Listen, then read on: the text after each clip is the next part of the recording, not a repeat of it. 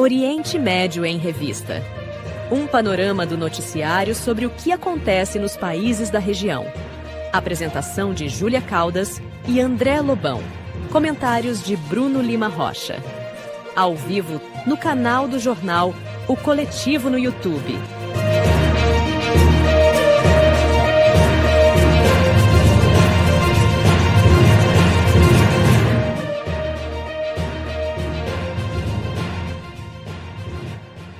Olá, eu sou Júlia Caldas e comigo estão Bruno Lima Rocha e Mohamed Ali. Boa noite, bem-vindos. Boa noite. E no programa de hoje, a gente vai acompanhar os últimos acontecimentos sobre a guerra de Israel contra o povo palestino. Também vamos conversar com Cláudia Assaf, diplomata do Itamaraty, com ampla experiência no Oriente Médio. Mas antes, a gente vai para o nosso editorial. Agora, no Oriente Médio em Revista, editorial.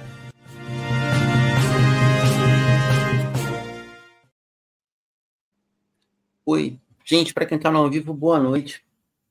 Desde que começou a agressão e tentativa de invasão por terra do Líbano por parte do Estado colonial sionista, nesse programa nós dissemos com todas as letras: Israel vai perder, como perdeu em 2000, perdeu em 2006, perdeu em 2009, perdeu em 2011 e agora perde novamente em 2024.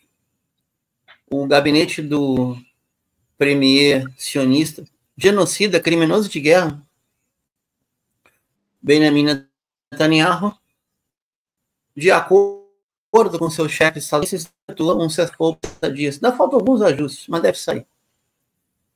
Esse cessar-fogo de 60 dias seria para esperar o Trump assumir, seria para se rearmar, seria para fazer um rodízio das tropas coloniais, porque já não tem braços para, em terra, lutar contra combatentes experimentados. Os vídeos são vergonhosos.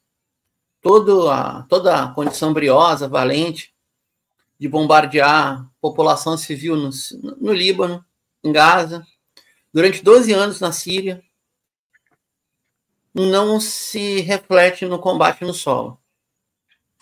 Quando a supremacia bélica no solo era gigantesca e os tanques Merkava faziam o que queriam, o exército colonial avançava e avançava. Agora é diferente. Agora, eu digo, no século XXI é diferente.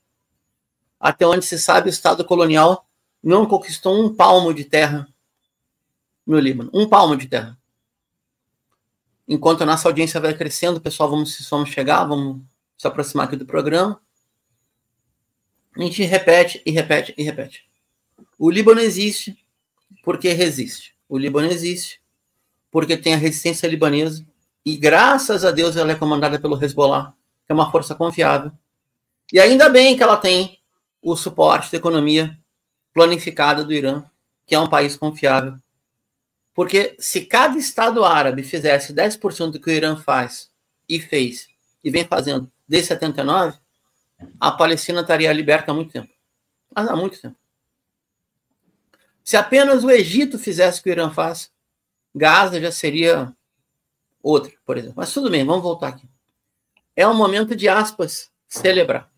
Só tem um problema, e esse problema não tem aspas, é sério. Porque o Estado sionista resolveu empregar toda a sua supremacia aérea, bombardeando populações civis com bombas anti-bunker, que são proibidas pela Convenção de Genebra, e empregando F-35, F-22, que seriam caças de última geração. Alguém pode falar, bom, empregou supremacia aérea porque o Líbano tem pouca condição de defesa antiaérea, não tem uma força aérea, não tem uma aviação de caça à altura. É verdade. Se hoje o Líbano fosse um país com uma economia ativa e com um pacto de elites pensando no país, era urgente montar uma força aérea libanesa com 100 caças, pelo menos 100. Escola de pilotos ia sobrar. Mas tem outro motivo. O motivo é porque, desde a primeira semana de combates da Operação Espada de Jerusalém iniciada em 7 de outubro de 23, mas essa luta tem iniciado há muitos anos. E o cerco a Gaza vem de 2006, tá? Isso aconteceu. A Frente em Defesa de Gaza, que é o nome moderno da resistência libanesa, que é liderada pelo Hezbollah, mas tem mais 6 forças político-militares, suni, laica, cristã, o que vocês imaginarem tem ali, tá? Palestina como comando geral, tá todo mundo ali. Assim como em Gaza, tá todo mundo ali. Gaza é uma coordenação conjunta. Hamas, Jihad Islâmica, o braço armado da Fatah, a Frente Democrática, a Frente Popular. Bom, por que Israel está bombardeando o Líbano? Porque a linha de defesa da resistência libanesa está atacando os territórios ocupados de 48 pelo inimigo, ou seja, o vulgo Estado de Israel, e assim o fará, e assim o permanecerá, eu encerro com esse editorial, até Gaza estar desocupada de forças militares sionistas. Não tenho a menor dúvida. Se nas próximas 2 semanas o ataque não chegar via Hezbollah, vai chegar via Iêmen, vai chegar via Iraque. As linhas de logística estão intactas. A aviação de caça síria está melhorando. O Irã está recebendo Sukhoi Su-35 de última geração há 2 semanas. Ou seja, todas as condições da resistência estão dadas. Se e quando o Estado sionista voltar a agredir o Líbano, se vai ter Netanyahu, se vai ter Benny Gantz, se vai ter qualquer gabinete, sincero, honestamente, para nós, árabes descendentes, pouco importa. Assim como pouco importa qualquer discurso hipócrita de chefe de Estado, seja de país árabe ou de maioria muçulmana, porque, já dissemos, não é a mesma coisa. O que importa, sim, é o apoio das linhas logísticas, é a pressão diplomática, é a economia de guerra para garantir a resistência, e a resistência garante o território tudo. Porque sem território não se constrói, não se liberta e não se reconstrói um país. Vencemos de novo. Eu tenho descendência libanesa, estou esperando o passaporte há 6 anos. Posso bater no peito e falar, vencemos. Vencemos em 2000, 2006, 2009, 2011, 2024. E enquanto durar a resistência libanesa, enquanto a França não voltar a deitar e rolar em Beirute, enquanto a Embaixada dos Estados Unidos não passar de um carimbador de passaporte para quem quer emigrar, o Líbano seguirá livre. Mesmo sendo bombardeado, seguirá livre. Obrigado, vamos para o programa. Olá pessoal, né? Vamos curtir, compartilhar, né? Porque nós estamos vivendo momentos decisivos, né? Desses embates, dessas consequências. Eu quero dar parabéns ao Líbano, à resistência, né? Palavras do Biden hoje à noite, Israel negociando com o Hezbollah. Um objetivo de Israel era acabar com o Hezbollah, estão negociando com o Hezbollah. E, então, é um fracasso, o objetivo é um fracasso. Não conseguiram avançar no sul do Líbano, que eles consideravam o norte de Israel uma derrota, né? Quem está pondo as cartas na mesa é o governo libanês, unido como nunca foi tão unido. Já havia um processo de paz que o Nasrallah ele ia aceitar, mas assassinaram. E isso já juntou mais o povo libanês, né, mostrando realmente quem é o mentiroso, quem é o agressor, né, impondo punições coletivas, mortes indiscriminadas. Ontem, bombardeios absurdos, hoje, bombardeios absurdos no Líbano, né? Israel ele não tem lei internacional, e é bom que temos uma diplomata aqui, né? Então, essas coisas, né, as leis internacionais, a moral, o direito internacional vai prevalecer. Israel não obedece nenhuma resolução. São 72 que ela rasgou, né? E agora vamos avançar com leis internacionais, com o direito internacional, o direito da Palestina existir, do Líbano soberano, do Líbano livre, né, de todos os povos do Oriente Médio, com todo o respeito e humanidade que merecem, né? Esse é meu comentário inicial. Obrigada. Só antes da gente apresentar a nossa convidada de hoje, reforçando o pedido do Mohamed, quem puder deixar o like aqui no vídeo, também mandem os seus comentários, perguntas, podem também nos avisar, dizer de onde vocês estão falando e, claro, lembrar o nosso Pix para quem quiser e puder apoiar o programa. Está aí o QR Code na tela, ou vocês também podem colaborar pelo sindasp@gmail.com, que é o endereço do sindicato que nos apoia aqui na produção, o pessoal que está também atrás das imagens. E, na sequência, então, a gente vai conversar com a nossa convidada de hoje, a diplomata do Itamaraty, Cláudia Assaf, que é graduada em Matemática e Relações Internacionais, é também mestra em Diplomacia pelo Instituto Rio Branco. Ingressou no Itamaraty como diplomata de carreira em 2006 e atualmente ocupa o cargo de ministra conselheira de uma das embaixadas brasileiras na África Ocidental, de onde fala.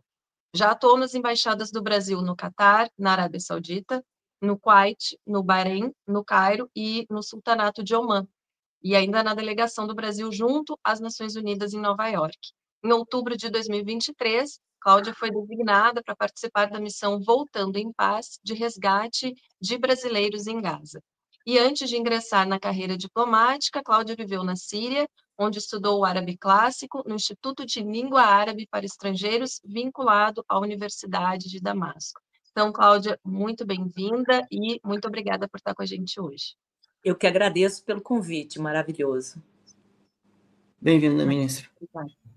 Obrigada, boa noite para todos. Aqui já passa do meia-noite um pouquinho, né? Então o horário está bem legal, tá exatamente a tempo para também eu dar uma descansada para enfrentar amanhã meu dia de trabalho. Gostaria apenas de, já de início, falar para quem estiver nos escutando que eu falo aqui minha capacidade pessoal, minhas opiniões não refletem as do Itamaraty. Certo, obrigada, Cláudia. Então, eu vou começar abrindo a nossa conversa, perguntando para a senhora como que se dá o assédio judicial contra quem critica Israel, né? Se a senhora pode brevemente nos falar sobre as acusações que algumas entidades já fizeram contra a senhora e perderam, e especificamente, né, a senhora também ganhou 2 causas, uma contra a CONIB e outra vinda do presidente da Stand With Us. Pode comentar para a gente sobre isso? Claro, Júlia, claro. Então, o assédio judicial, também conhecido como lawfare, né? Ele é uma estratégia que utiliza o sistema jurídico para intimidar, para silenciar vozes críticas ao regime sionista de Israel, o regime colonialista, né, de Israel. Então, no meu caso, eu fui processada por 2 vezes, mas conseguimos vitórias importantes, né? A primeira foi uma peça que no direito penal, eles vão já para o direito penal, que é a última ratio, né? Ratio que os juristas falam, né? Quando não se tem mais solução, não, mas eles vão direto para a justiça criminal. E no direito penal existe uma peça que se chama Notícia de Fato, que foi movida por uma das maiores entidades da propaganda sionista no Brasil, desde 1948, por ocasião da Nakba, né, que ela se instalou no Brasil, que é a Confederação Israelita do Brasil, a CONIB, que essa notícia-crime se baseava em uma interpretação leviana, equivocada e forçosa de uma postagem minha nas redes sociais, e eles tentaram me criminalizar quando eu fazia uma crítica legítima contra colonos que ateavam fogo em propriedades palestinas para ocupá-las, né? A CONIB disse que eu fiz as críticas não porque estava se roubando propriedades e ateando fogo, mas sim porque eu fazia as críticas pelos simples fatos de esses criminosos serem judeus. E, portanto, eu era antissemita, portanto, racista, que é um crime gravíssimo no nosso ordenamento jurídico, como você sabe, né? Para que os espectadores aí que estejam nos assistindo tenham uma mínima ideia, é como se fosse, grosso modo, um exemplo, desculpa, Júlia, esdrúxulo, mas vamos supor que Júlia cometesse um crime bárbaro e o Bruno vai criticar esse crime durante um dos programas dele, falando que ela fez isso vai criticar esse crime bárbaro, e as pessoas, os movimentos ativistas feministas, né, do qual eu me coaduno também, vão xingar o Bruno, chamando o Bruno de misógino, porque está criticando a Júlia, que cometeu o que estaria tipificado no Código Penal. Está entendendo como é esdrúxula a coisa? É para camuflar e blindar Israel de crítica. Agora, esse processo o Ministério Público Federal arquivou, porque compreendeu claramente que se tratava de uma tentativa de calar minha boca, e está assim na peça, é pública, quem quiser ler lá a decisão do Ministério Público Federal, e posteriormente homologada pela Justiça Federal. Teve recurso da CONIB, que também perdeu novamente. Perderam miseravelmente e falhou, ali não deu certo. E na segunda, o segundo caso, né, foi movida pelo presidente da sucursal brasileira da estadunidense lobista Stand With Us, que é outra importante, rica entidade da engrenagem da propaganda sionista, que advoga falácias por aí, a Stand With Us. E essa segunda ação foi movida contra mim, né? Foi ainda mais absurda, porque tentou qualificar críticas políticas que eu dirigia ao seu presidente, e o que eu criticava eu comprovava com vídeos, e ele atribuiu isso a ofensas pessoais, como injúria fosse, né? Crime contra a honra. Então, mais uma vez, a justiça brasileira foi a julgamento, porque não teve acordo. O acordo que eles me propuseram era para ler no meu canal um texto em que eu defenderia Stand With Us, defenderia o regime sionista e nem fazia menção ao objeto da ação.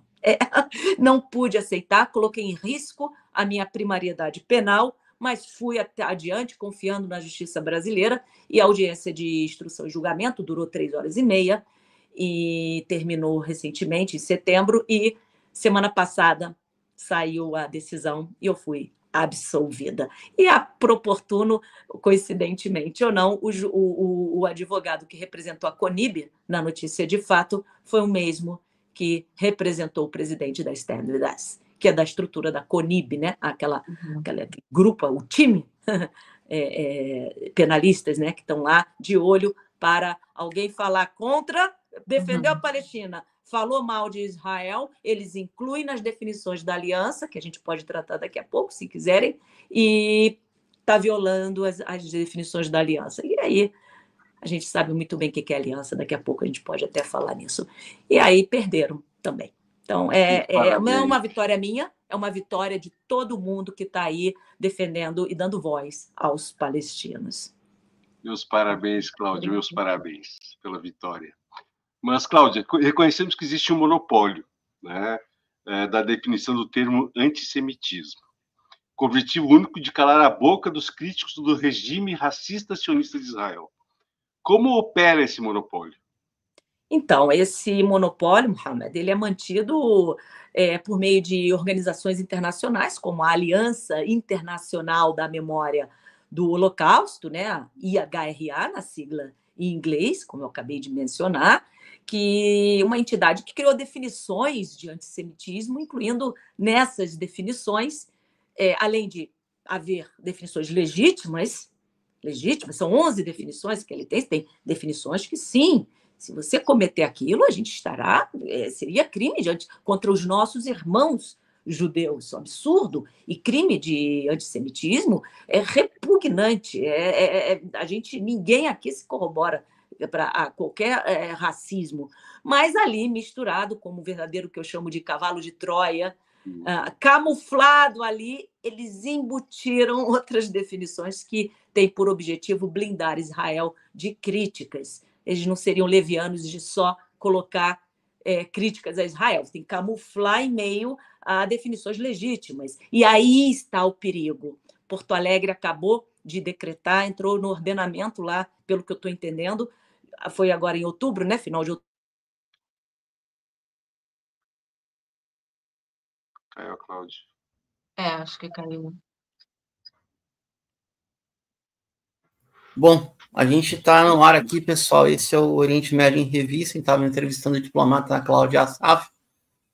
Tem um delay, um problema de conexão, porque a diplomata, a ministra embaixadora, está em Burkina Faso, no continente africano, tem uma carga de algumas horas a mais, não, é uma pequena. A gente queria aproveitar esse momento enquanto ela está retornando. Bem-vinda de volta, ministra. Para o pessoal se inscrever no canal, aderir ao programa, se puder depois colocar o Pix para fazer. Curte, compartilha. A gente estava Vamos voltar então, Mohamed. A diplomata estava no meio da pergunta em relação à definição da IHRA de antissemitismo, correto? É uma das que detém, como ele estava perguntando, quem monopoliza essa acusação leviana de ser antissemita, quem critica, né? Quem critica Israel. Então, a operação do lobby da aliança, que é importantíssimo que o público brasileiro conheça. Eu desafio aos espectadores, quem já ouviu falar na aliança? Pouquíssimas pessoas, e é um perigo. Ela atua... as definições que estão ali ainda não entraram no ordenamento jurídico brasileiro. As definições ali, elas buscam aprovações simbólicas dessas definições em esferas legislativas, com um lobby fortíssimo nos nossos congressos, para criar um precedente político e jurídico. Quer dizer, em tese, criticar Israel hoje em Porto Alegre seria racismo. Eles acabaram de decretar. Precisaria haver, por parte nossa, o pessoal que entende, criar uma ação, uma ADIM, uma ação de inconstitucionalidade para extirpar aquilo do ordenamento jurídico do pessoal lá de Porto Alegre. Agora, de uma forma simbólica, já entrou no ordenamento, não entrou no ordenamento jurídico. Simbolicamente, o DF adotou, o governo do Rio de Janeiro, estadual e municipal, de São Paulo, Minas Gerais. Daqui a pouco teremos, imagina, no nosso ordenamento. Eu não sei se teremos tempo, não teremos tempo, eu creio, mas seria importante que os telespectadores desse importante programa acessassem, pesquisassem as definições de antissemitismo no âmbito da Aliança Internacional da Memória do Holocausto. Para se ter uma ideia, Bruno e Mohamed Julia, o próprio idealizador da aliança, Kenneth Stern, em 2000 foi criada a aliança, né? Tem vários países que aderiram. A própria pessoa que idealizou a aliança, ele acabou de dar uma entrevista, creio que para Cristiana Amanpour, falando que deturparam a utilização da aliança, que nasce legítima. Não podemos esquecer o que aconteceu durante o Holocausto. Não somente o Holocausto, que não aconteça nunca mais para ninguém. Ótimo. Bruno, por favor. Gente, boa noite. Não, já vou. Só para servir como agregar informação, tem textos, pelo menos de minha autoria, no Monitor do Oriente Médio, basta colocar Bruno Beaclini, antissemitismo e IHRA, que traz a definição e coloca aquilo que no Rio Grande a gente chama de pega-ratão, né, que é aquela definição que já não tem a ver com antissemitismo, tem a ver com antisionismo, essa mescla. Inclusive, a nossa próxima pergunta, ministra, existe uma equiparação, a gente entende que é forçosa, entre judaísmo, eu ousaria dizer judaísmo, ao sionismo. Ela é uma situação forçosa e ela é criada, ou ela é organizada pelo projeto colonial. Quando surgiu a Organização Sionista Mundial, o sionismo nem era judaico ainda, ele era evangélico, era o sionismo de incentivo às 13 colônias, à África Austral, aos menonitas no Paraguai, por exemplo, grandes genocidas paraguaios, e não tinha sequer a presença do imaginário do Estado de Israel na Palestina. Mas é uma captura, associar o judaísmo ao sionismo. Você poderia desenvolver sobre nós, para nós esse tema? Esse tema é muito importante. Importantíssimo. E é uma tentativa de convencer uma opinião pública leiga, né? Então, a tentativa de equiparar o judaísmo, uma religião milenar, ao sionismo, né? Uma ideologia política moderna, é uma estratégia colonial, como você bem disse, Bruno. Isso cria uma falsa narrativa de que criticar Israel equivaleria automaticamente a atacar todos os judeus, o que é profundamente injusto e historicamente incorreto, né?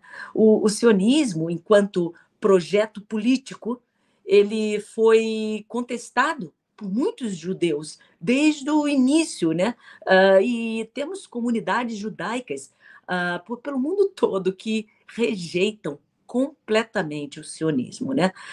Nós temos, inclusive, no Brasil, nós temos nos Estados Unidos e pelo mundo todo. Ao vincular essas duas expressões, judaísmo ao sionismo, o objetivo dessa propaganda do projeto colonial é um só: proteger as ações do Estado de Israel. Então, você que é leigo no tema, que não é tua área estudar esse tema, saiba que isso é uma tentativa de proteger as ações carnificeiras abjetas do Estado de Israel sob esse regime, tá? Blindando Israel de críticas e manipulando essa opinião pública leiga, tá? Enquanto ignora vozes de judeus antisionistas. Essa é o que eu penso sobre esse tema, é abjeto. Cláudia, você deu uma pincelada já na minha próxima pergunta, na minha próxima questão, né, do lobby da Aliança Internacional de Memória ao Holocausto, né? Ela vem fazendo essas gestões, né, no parlamento brasileiro, né, no judiciário, né, na esfera estadual e federal, e para que se adotem leis incorporando definições, né, que associam as críticas ao sionismo como o antissemitismo, que você já falou, né? Como se dá a operação desse lobby, né, em estados como o Distrito Federal, já citado, Minas Gerais, Rio de Janeiro, São Paulo e agora no meu Rio Grande do Sul? Tchê, como é que se dá isso, né? Pois como como é que eles operam nessa coisa? Por que eu posso ser punido por isso? Bom, essa parte da punição, eu ainda estou estudando, porque é totalmente anticonstitucional. Mas eu acabei de ler que Porto Alegre, recentemente, não como o Ibanez no Distrito Federal, que aderiu, achou bonitinho, Rio de Janeiro, São Paulo, eles falam aderimos, mas não existe um vínculo ao ordenamento jurídico. Porto Alegre não decretou que as definições de antissemitismo, foi o prefeito lá de Porto Alegre, decretou que adotou. O que significa, eu estou pesquisando ainda, porque é, no mínimo, inconstitucional, né? E essa cooptação que você pergunta, Mohamed, como é que se dá? Ela ocorre em várias frentes, né? Em alguns casos, a influência ela é exercida diretamente, né, por anunciantes e parceiros financeiros de grandes canais que têm interesses alinhados com o sionismo. É diferente de canais independentes que dependem apenas do Pix e da participação de quem quer fazer a humanidade um lugar diferente, conforme você ainda agora falou, que quem quiser contribuir, que contribua para poder a gente mudar esse mundo, porque a depender dos grandes parceiros financeiros, das grandes emissoras, né, os interesses são alinhados com esse sionismo macabro, que é o regime racista colonial de Israel. Então, em outras instâncias, temos também lobbies, né? A AIPAC, nos Estados Unidos. Se pergunta para pessoas do Brasil, nossos compatriotas, não sabem o que é a AIPAC. IHRA. Então, é muito forte, o lobby é muito forte. Eles buscam pressionar também editorias para adotar, editoriais de grandes jornais também para adotar uma linha pró-Israel. Por exemplo, quando deu aquela notícia naquela grande TV nacional que temos, que morreu a nenenzinha libanesa de 11 meses brasileira, vocês viram como foi a chamada, a escalada? Morreu, né? Morreu de morte morrida, né? Uma neném brasileira resultante de um bom... resquícios assim, né, de um bombardeio. Não falou que foi Israel, não falou que ela foi assassinada. Então, é muito forte. E, além disso, a desinformação, né? O discurso enviesado, que são reforçados por organizações que treinam jornalistas e oferecem pautas prontas, oferecem viagens de primeira classe para Israel, como fizeram até mesmo com magistrados, né? Promovendo uma narrativa unilateral. Então, isso limita a pluralidade de opiniões e perpetua a ideia de que Israel é intocável, que a gente tinha medo até outro dia. Hoje que a gente tem coragem de falar, né? Enquanto silencia as vozes críticas. Em nenhum desses programas você vai ter o contraditório na bancada do jornal.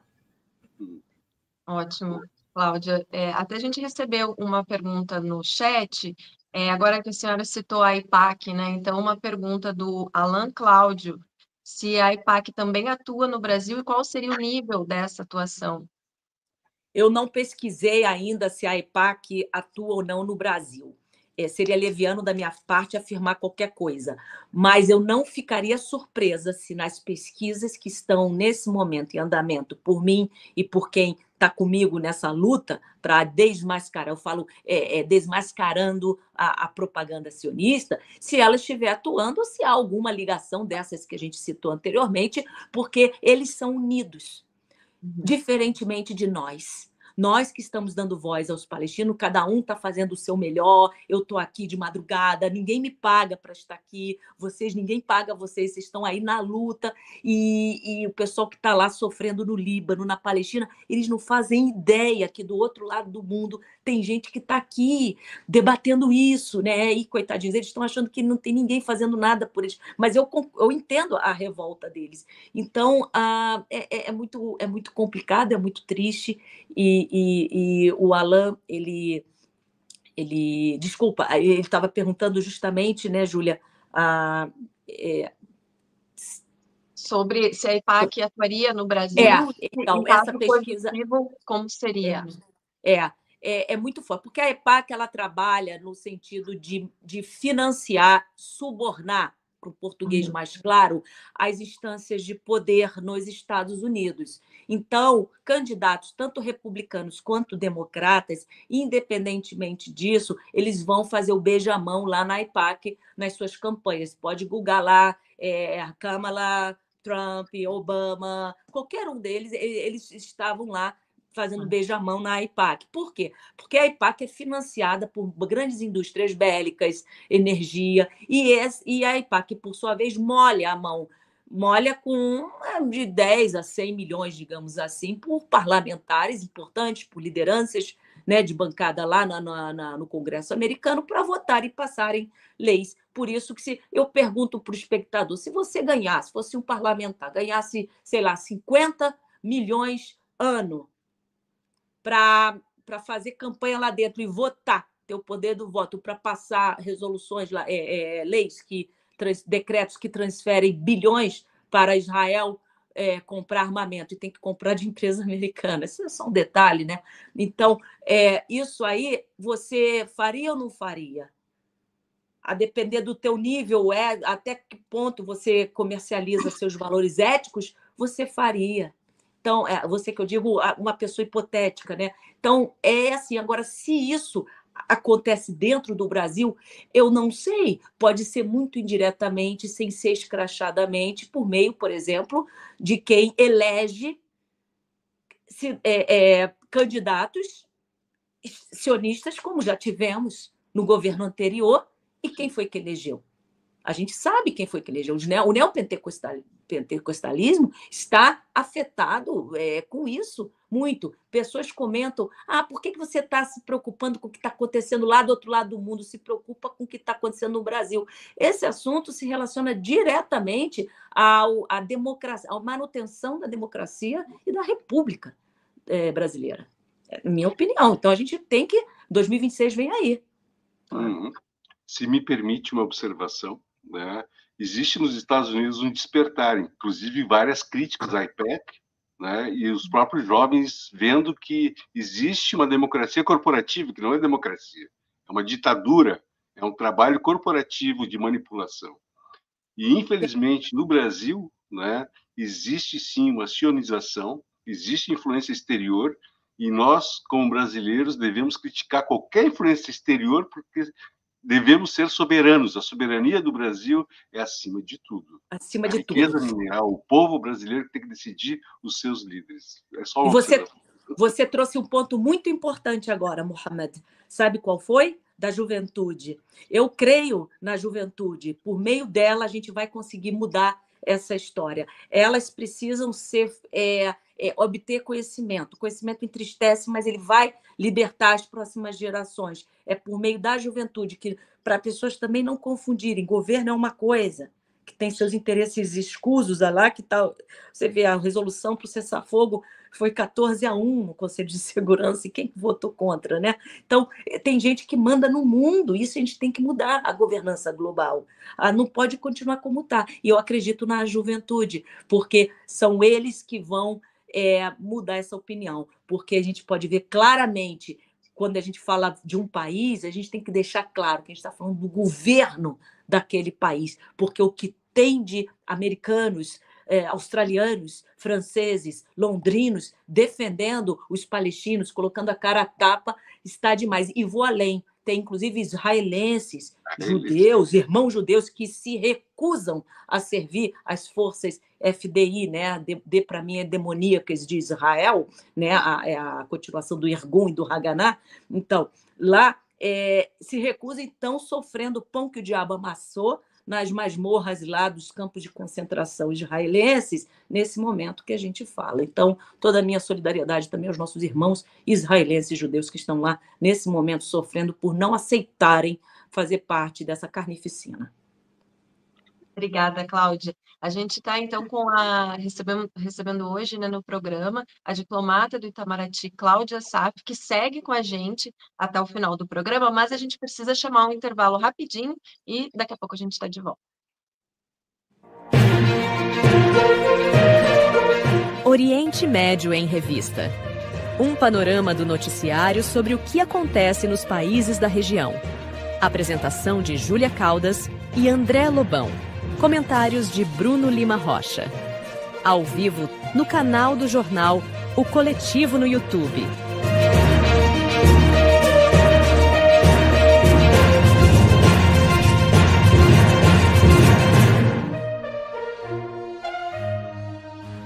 De volta com o Oriente Médio em Revista. Lembrando a quem nos acompanha de se inscrever no canal em que vocês estão acompanhando, que vocês estão nos assistindo, também de curtir e compartilhar o programa nas suas redes, e de novo a gente chama aí para o nosso Pix, que está aparecendo aqui na tela, o QR Code, ou também pelo endereço sindasp@gmail.com, que também aparece aí. Se inscrever no canal também é muito importante, tá, gente? Porque também nos ajuda bastante. E hoje, no programa, recebendo, então, a diplomata do Itamaraty, Cláudia Assaf, que segue com a gente. A gente só vai dar uma pausa rapidinho aqui na nossa conversa para ler duas notícias importantes, né, no dia de hoje. E a primeira delas é Israel pronto, então, para implementar o cessar-fogo no Líbano, com informações da Press TV e do Al Mayadin. Israel, então, está perto de implementar um cessar-fogo no Líbano, onde o país vem travando uma campanha contra o grupo político Hezbollah, segundo anunciou o primeiro-ministro Benjamin Netanyahu nesta terça, 26 de novembro. Netanyahu fez os comentários em um discurso televisionado após uma reunião com seu gabinete de segurança. O acordo de cessar-fogo está quase pronto, faltando apenas a aprovação final do governo e deve entrar em vigor amanhã, quarta-feira, 27 de novembro, às 10 da manhã. Dando sequência aqui, o primeiro-ministro israelense, segundo a Press TV, Al Mayadin, tentou manter uma imagem de vitória, apesar de diversas críticas feitas por autoridades contra o cessar-fogo. Destacou que, aspas, para o criminoso condenado pelo ICC. A duração do cessar-fogo depende do que acontecer no Líbano, acrescentando que, aspas, a guerra não terminará até que alcancemos todos os nossos objetivos, até que devolvamos os moradores do norte em segurança para casa. O norte é a Galileia ocupada, tá, gente? Netanyahu delineou 3 razões para concordar com o cessar-fogo nesse momento. Primeiro, ele indicou que a trégua permitiria que Israel, abre aspas, se concentrasse na ameaça iraniana. Ou seja, ele está dizendo que, quando ocorrer a Operação Promessa Verdadeira 3, as defesas de Israel serão todas atingidas. Em segundo lugar, destacou a importância de proporcionar descanso às tropas e reabastecer os suprimentos de armas, admitindo que houve atrasos, e grandes atrasos, nos embarques de armas, porque eles usam armas dos Estados Unidos. A guerra é por procuração. A guerra é made in USA para o Estado sionista. E a terceira razão seria isolar o grupo, é ótimo, né? Isolar as forças políticas palestinas na resistência, especialmente o Hamas, o que permitiria ao Estado sionista resgatar os prisioneiros em Gaza. A gente queria convidar tanto o Mohamed como a embaixadora Cláudia Assaf para comentar a notícia. Fiquem à vontade, por favor. Bem, eu estava acompanhando, né, a opinião pública dentro da colônia sionista, né, e 69% deles dizem que Israel não está vencendo a guerra. Não é Mohamed, não é Bruno, não é Cláudia, nem Júlia. São eles próprios dizendo que Israel está perdendo a guerra. Essa colônia sionista, né? Então, no momento que ele pede, né, que ele está negociando com o Hezbollah, não é nem com o governo, com o libanês, com o Hezbollah, um cessar-fogo, então ele está reconhecendo a importância do Hezbollah. Isso é uma perda, é uma vitória do Hezbollah, é uma vitória da resistência libanesa, é uma vitória do povo libanês. Não é a destruição que eles provocam, né? E sim o objetivo da guerra. O objetivo da guerra, nenhum foi alcançado. Nem na faixa de Gaza, porque ele, o próprio Netanyahu, né, ele está dizendo que eles precisam focar no Hamas. Quer dizer, existe uma resistência lá, existe morte de soldados, né? Eles matam 100, 50 todo dia, uma tragédia, um genocídio absurdo, mas mercados estão sendo destruídos. Então, eles estão perdendo todo esse conflito, toda essa barbárie, fez cair a máscara. E as ações militares, eles não estão conseguindo combater. Eles respondem à derrota militar contra os civis. Contra os civis. Então, eles perderam em todas as instâncias. Estão perdendo em todas as instâncias. Eles estão genocidando. Eles estão querendo empurrar. Estão querendo conquistar terras. Não estão conseguindo. O objetivo do Irã, ele vai dar uma resposta absurda se eles continuarem provocando o Irã. É melhor eles se acalmarem, né, e verem que o inconsequente Bibi está fazendo com a sua própria população. É um crime. O sionismo deve parar, deve ser extirpado do Oriente Médio. Cláudia? Obrigada. Eu gostaria até de... Eu não sou anfitriã do programa, mas eu vi que a Solidariedade Palestina do Rio de Janeiro, minha cidade natal, está entrando, apareceu lá, alguém comentou. Eu estou muito feliz de ver alguém da Solidariedade do Rio lá. Eu acrescentaria sobre o que o Mohamed apontou, mais um fator, pelo que talvez esteja acontecendo esse flerte com alguma negociação, porque a gente não acredita em nada do que venha deles, né? Mas, para eles pararem ali e anunciar, o Biden, o homem, em tese, mais poderoso do mundo, né? Anunciou. Então, portanto, vamos entender, vai haver esse cessar-fogo. Não só pelos fatores apontados pelo Mohamed, com os quais eu concordo, eu conjugaria com outro fator, porque tudo na história, nos fatos, é uma multiplicidade de condicionantes, né? E o outro seria o seguinte, que os asseclas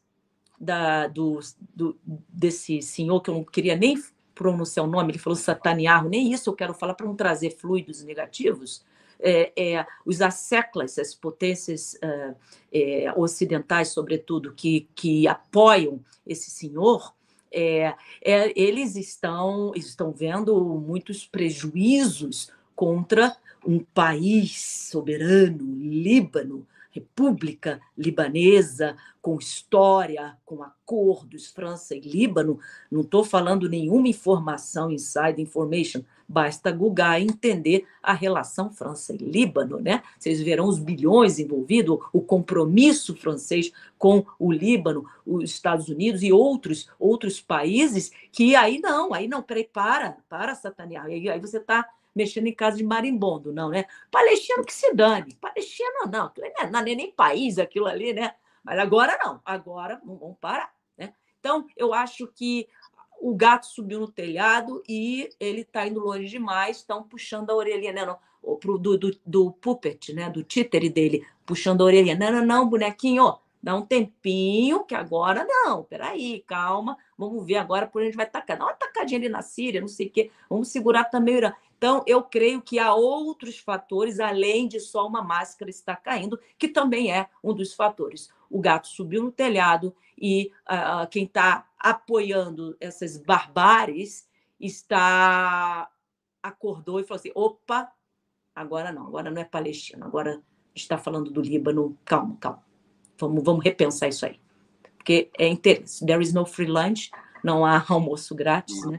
E existe alguma coisa grande aí por trás para esse anúncio de hoje. É a minha opinião. Claro. E só mais uma notícia de hoje: ataques israelenses sem precedentes em Beirute antes do cessar-fogo previsto. E a fonte é o site de notícias Al Mayadin.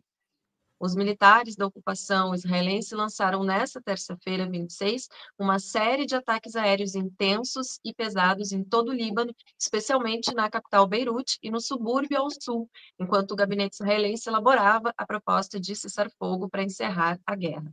O que combina, desculpa, só para pegar um gancho, isso que você acabou de ler se coaduna com mais ou menos o que eu disse. Puxar a orelhinha dele, não. Peraí, tá, mas deixa eu brincar mais um pouquinho no Líbano, daqui a pouco eu paro e sento aí e conversa aí o que vocês querem. Mas, desculpa, continuando. Claro, imagina. A Agência Nacional de Notícias do Líbano relatou que, sem aviso prévio, 3 ataques aéreos israelenses atingiram um bairro próximo ao centro de Beirute, destruindo um prédio de 4 andares que abrigava indivíduos desabrigados, né, que já tinham sido obrigados a sair das suas casas. De acordo com o Ministério da Saúde libanês, o ataque de hoje matou pelo menos 10 pessoas e feriu outras 35 aproximadamente. Seguindo aqui na notícia, os ataques implacáveis lembram os últimos dias da guerra israelense 2006, na agressão ao Líbano, quando aviões de guerra sionistas lançaram mais de 20 ataques aéreos no subúrbio ao sul de Beirute, poucas horas antes do cessar-fogo entrar em vigor. No local do ataque, o parlamentar do Hezbollah, Amin Sherri, acusou Israel, aspas, de buscar vingança contra os apoiadores da resistência e todos os libaneses, enquanto a possibilidade de um cessar-fogo se aproximava. O canal de notícias americano Axios relatou que o rascunho do acordo de trégua inclui um período de transição de 60 dias. Durante esse tempo, as forças sionistas se retirariam, o exército libanês se posicionaria ao longo da fronteira e o Hezbollah se mudaria ao norte do rio Litani, aproximadamente 30 quilômetros da fronteira, de acordo com esse canal de notícias Axios. De acordo, eu estou rindo de nervoso, Al Mayadin também sabe fazer. Tá? Isso não vai acontecer. Eu queria avisar, pedir o comentário de Mohamed Ali e Cláudia Assaf, mas modestamente eu falo que isso é impossível, porque retirar o Hezbollah da fronteira e colocar o exército libanês na fronteira é simplesmente entregar a Galileia para o sionismo. Isso não vai acontecer.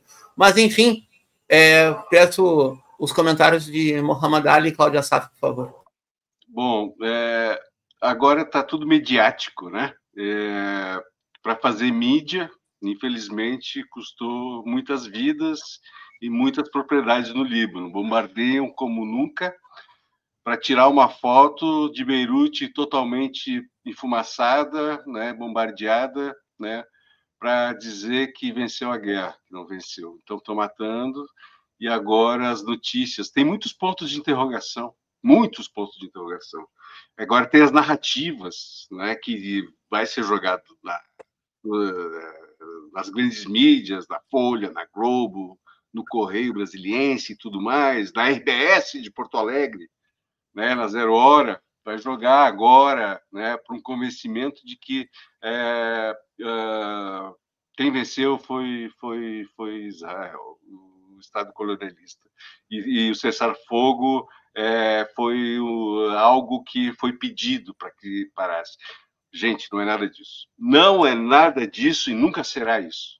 Né? A resistência resistiu bravamente, o Líbano forte, o solidário, o Líbano, né, não se entregou, mostrou toda a sua força, toda a sua compaixão com os palestinos.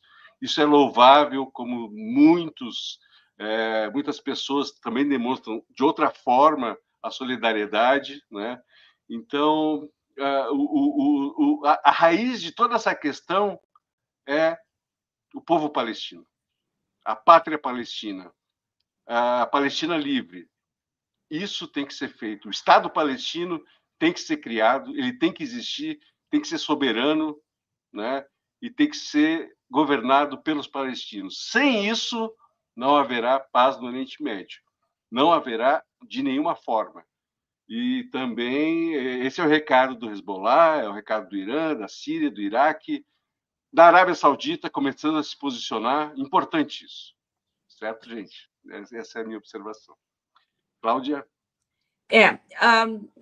O exército do Líbano, ele praticamente ele é figurante lá, né?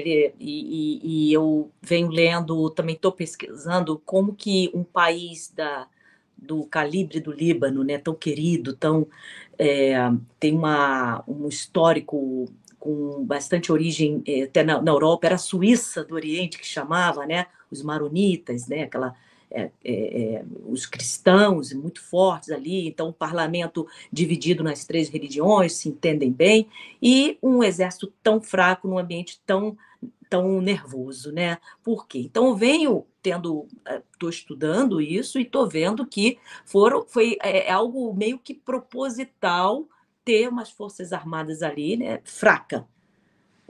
A impressão sempre que me passa é que a existência de grupos de resistência é benéfico para a narrativa dessas forças que querem manter o caos no Oriente Médio. O Oriente Médio em caos, caótico, significa lucro de toda sorte para potências ocidentais, para o próprio Israel também é um mecanismo dessa manobra ali.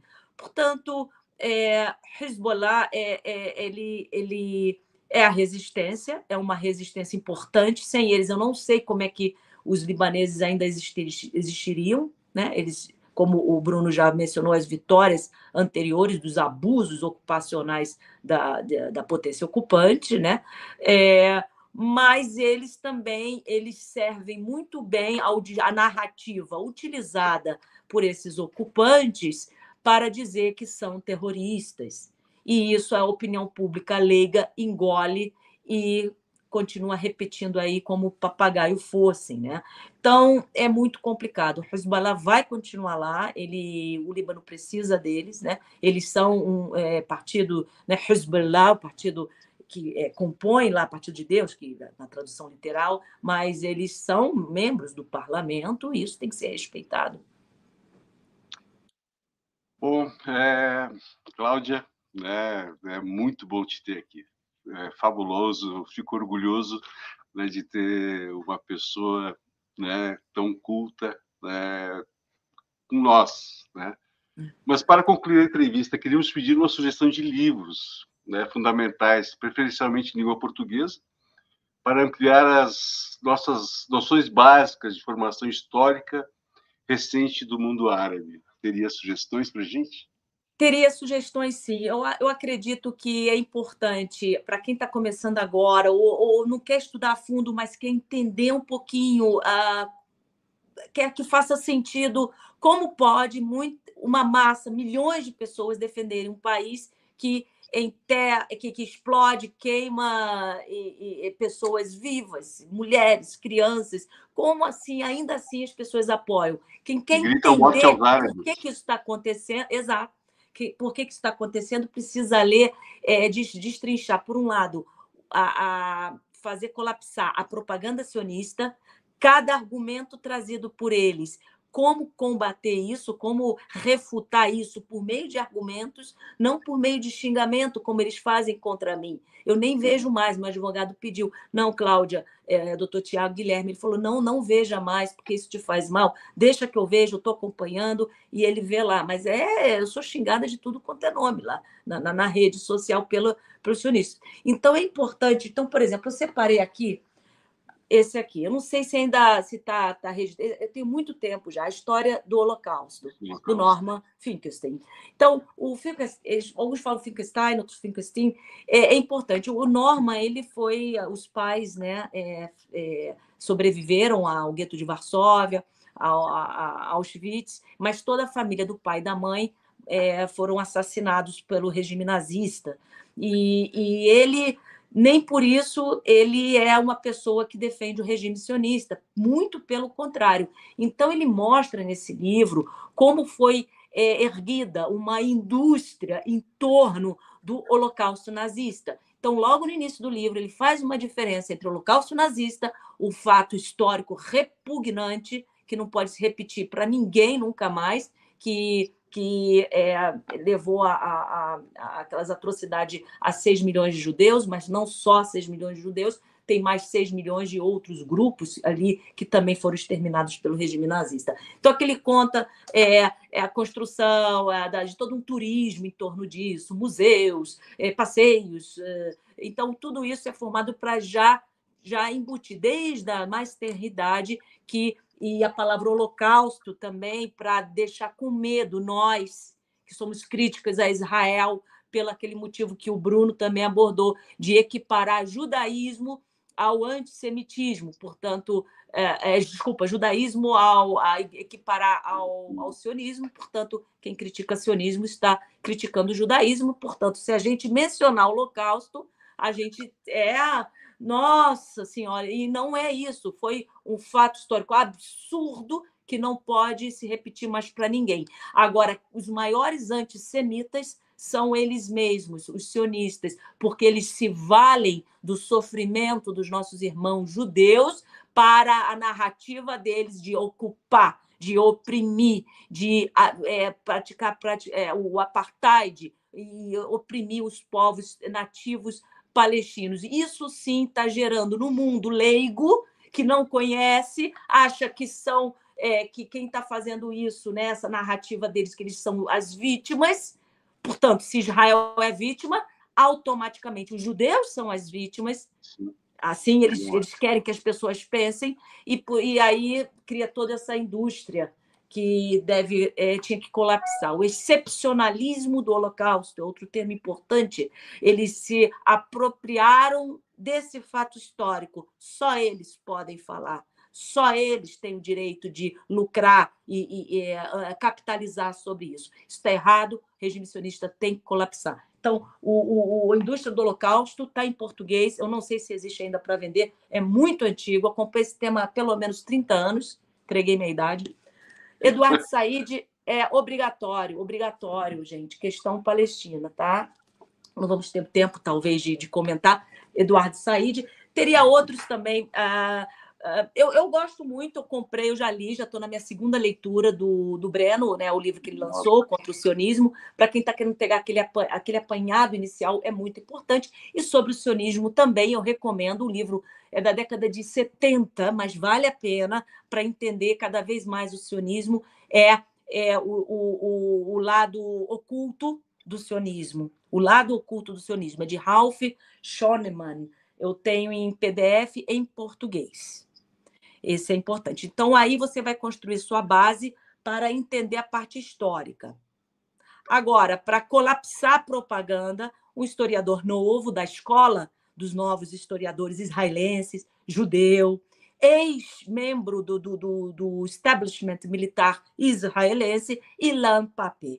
Ilan Pappé é uma leitura obrigatória, ele nem está mais lecionando nas universidades israelenses, foi expulso, né? Mas ele pode frequentar o país, segundo uma entrevista que eu ouvi recentemente, e ele escreveu os 10 mitos sobre Israel, né? Não daria para a gente ver aqui os 10 mitos, mas são vários, que é uma democracia, né? Judaísmo é sinônimo de de sionismo, de sionismo, mitos, né? Mitos que ele quebra um por argumentos de uma pessoa que tem, eu não gosto muito desse termo, mas ele tem um local de fala aí. Não precisa ter local de fala para você criticar algo, tá, gente? Na minha opinião, é importante o local de fala, se a pessoa viveu na pele, mas todo mundo está credenciado a criticar a opressão, na minha opinião. Ilan Pappé também escreveu A Limpeza Étnica da Palestina, também precisa ser lido talvez antes dos 10 mitos. Leia A Limpeza Étnica da Palestina, tem em português, já traduzido, creio que, não sei se foi a editora Tabla também, os 10 mitos foi a editora Tabla, tem um vídeo da própria editora Tabla no YouTube, do lançamento dos 10 mitos sobre Israel, vale a pena assistir, e, por fim, Ilan Pappé, de novo, acabou de lançar o Lobby, né? O Lobby nos dois lados do Atlântico, eu ainda não li, estou doida para pegar para ler, só tem em inglês por enquanto. E muitos outros. Eu tenho um aqui em inglês, mas esse aqui os sionistas vão... Ai, ela está mostrando esse livro para os brasileiros, mas eu vou mostrar. Mostra aí, mostra. Não vou falar nada. Ó, esse aqui, ó. Anotem aí, ó, quem quiser ver. Jewish Religion. Tá? Esse aqui, ó, os sionistas agora que estão lá nos assistindo aqui, infiltrados, vendo, deve estar... Ai, ela mostrou esse livro. Está mostrado, queridos. Sinto muito. Muito bom. Ótimas dicas. Espero que o pessoal tenha anotado aí, senão depois assistir de novo ao vídeo. Gente, precisamos encerrar o programa. Cláudia, por favor, as últimas considerações dessa noite. É isso, temos que continuar, vem dando certo, sem medo. Eu venho sendo assediada judicialmente. Eu deixo um recado aqui para os sionistas que estão me perseguindo das entidades aí geral aí no Brasil. Eu não tenho medo de vocês, porque existe algo chamado Constituição da República Federativa do meu amado Brasil. Eu não tenho medo de vocês, sionistas. Eu vou continuar dentro das regras, dentro do direito, dentro tudo direitinho, mas vamos dar voz aos oprimidos, seja na Palestina, seja no Congo, seja onde for. Mas, nesse momento, nós somos todos palestinos, libaneses, iemenitas, todos que estão lutando por ter a liberdade, não só a paz só não basta. Os escravos tinham paz na senzala, depois de trabalhar com eles, tinham paz, mas eles querem liberdade. Justiça. É isso. Justiça. Muito obrigada, Cláudia, pela participação hoje aqui com a gente. Foi um prazer lhe receber. Prazer meu, obrigada. Obrigada. Bruno, Mohamed, super rápido, últimas considerações. Bom, muito obrigado. Eu vou voando aqui, passo para o Mohamed. Vai. Pode ir, Mohamed, pode ir. Obrigado a todos, curtam, compartilhem. Cláudia, fantástica, né? Júlia, Bruno, muito obrigado mais uma vez. Gente, muito obrigado por assistir a nossa live. Um abraço a todo mundo. Até a próxima terça-feira. Pessoal, obrigado. Boa noite para quem está no ao vivo. E enquanto a Força Aérea Sionista bombardeava o Líbano, o Hezbollah atingia a diferença. Enquanto a Força Aérea de Israel bombardeava prédios civis no Líbano, os drones do Hezbollah atingiam o comando central do quartel da Força Aérea Sionista em Tel Aviv. Mesmo minuto, mesmo período. A diferença de um alvo legítimo, de um país agredido, para quem tem a dedicação de matar civis, explodir escolas, violentar mulheres, abusar de prisioneiros e assassinar crianças. Quem está do lado certo da história. Obrigado, até semana que vem. Ótimo, Bruno. Só para fazer o encerramento, então, essa edição do Oriente Médio em Revista termina por aqui. A gente espera vocês no próximo programa. Lembrando de seguir, não só curtir o vídeo, mas também de seguir o canal que vocês nos acompanham. E o programa, então, contou com a produção técnica e jornalística de Alan Camargo, André Lobão, Bruno Lima Rocha, Christopher Dallalana, Juan Carvalho, Júlia Caldas, também com Mohamed Ali, do Comitê pela Paz na Palestina, e a nossa convidada super especial de hoje, a ministra e diplomata do Itamaraty, Cláudia Safi. É isso, gente. Muito obrigada. Até a próxima.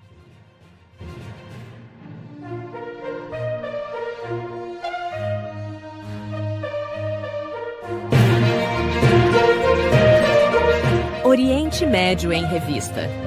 Um panorama do noticiário sobre o que acontece nos países da região. Apresentação de Júlia Caldas e André Lobão. Comentários de Bruno Lima Rocha. Ao vivo, no canal do jornal O Coletivo no YouTube.